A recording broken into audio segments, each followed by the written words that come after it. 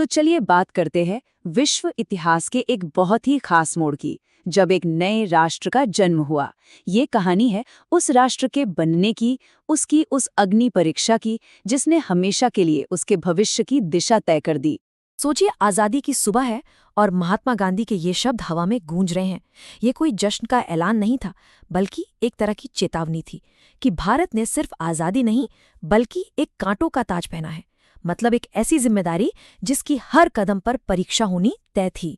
तो अगस्त 1947 भारत अपनी नियति से मिल रहा था, लेकिन ये मुलाकात आसान नहीं थी। एक तरफ देश के अंदर एकता बनाने का एक बहुत बड़ा तूफान था, तो दूसरी तरफ पूरी दुनिया दो दुश्मन खेमों में बट रही थी। अब भारत का भविष्य इन्हीं दो ताकतों के टकराव के बीच गढ़ा जाना था। आजादी का जश्न तो था, पर उसके साथ ही देश के सामने पहली और शायद सबसे बड़ी चुनौती मुंह बाए खड़ी थी। ये चुनौती थी राष्ट्र बनाने की, और इस रास्ते में थे बंटवारे के बहुत गहरे जख्म। देखिए, भारत के बंटवारे की जड़ में था ये द्विराष्ट्र सिद्धांत। ये एक ऐसा विचार था कि हिंदू और मुसलमान ये दो अलग अलग राष्ट्र हैं। अब कागज पर तो ये एक पॉलिटिकल थ्योरी थी, लेकिन जमीन पर ये एक ऐसी चिंगारी साबित हुई जिसने पूरे उपमहाद्वीप में आग लगा दी। और ये बंटवारा सिर्फ जमीन का नहीं था, ये तो इतिहास का सबसे बड़ा विस्थापन था।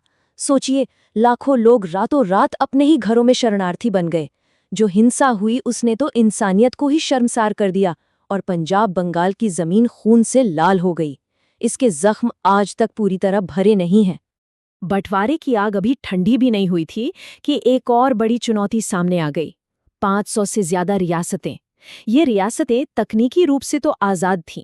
अब इन सभी को भारतीय संघ में शामिल करना कोई छोटा मोटा काम नहीं था। इसके बिना भारत का वो नक्शा कभी नहीं बन पाता जिसे हम आज जानते हैं। तो जब भारत अपनी इन अंदरूनी समस्याओं से जूझ रहा था, ठीक उसी वक्त दुनिया एक नए तरह के युद्ध की चपेट में आ रही थी। ये कोल्ड वॉर यानी शीत युद्ध का दौर था, और इस दो ध्रुवीय दुनिया में भारत को अपना रास्ता खुद खोजना था। द्वितीय विश्व युद्ध खत्म तो हो गया, लेकिन दुनिया में शांति नहीं आई। इसकी जगह ले ली शीत युद्ध ने। ये अमेरिका और सोवियत संघ के बीच एक वैचारिक जंग थी। ये हथियारों की लड़ाई नहीं थी, बल्कि विचारधारा और अपने प्रभाव को बढ़ाने की लड़ाई थी, जिसने पूरी दुनिया को अपनी चपेट में ले लिया था। पूरी दुनिया एकदम साफ साफ दो खेमों में बंट चुकी थी।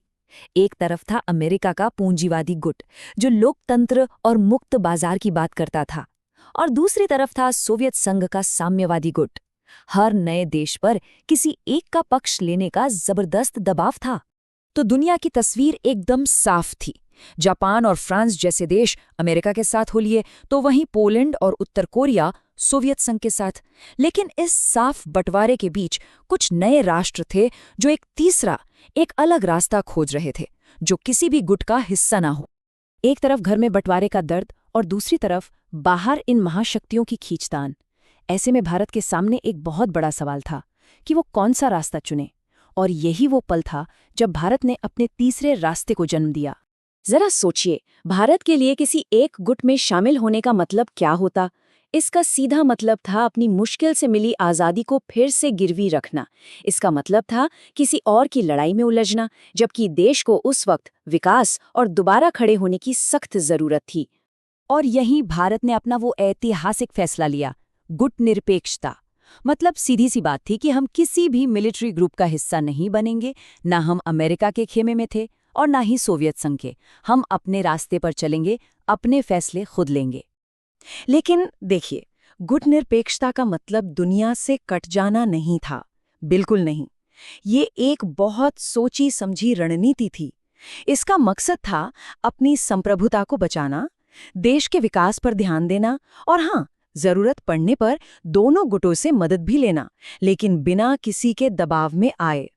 और भारत का ये फैसला एशिया और अफ्रीका के कई नए आज़ाद हुए देशों के लिए एक प्रेरणा बन गया।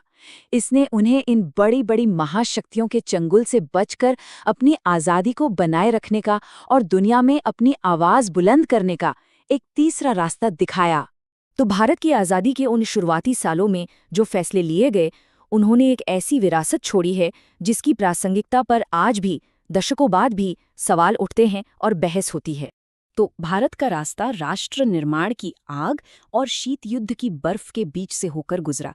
लेकिन आज, जब दुनिया पूरी तरह बदल चुकी है और शक्ति के नए केंद्र बन रहे हैं, तो एक सवाल है, क्या गुटनिरपेक्षता की ये विरासत आज भी उतनी ही मायने रखती है, या ये सिर्फ इतिहास का एक पन्ना बनकर रह गई है?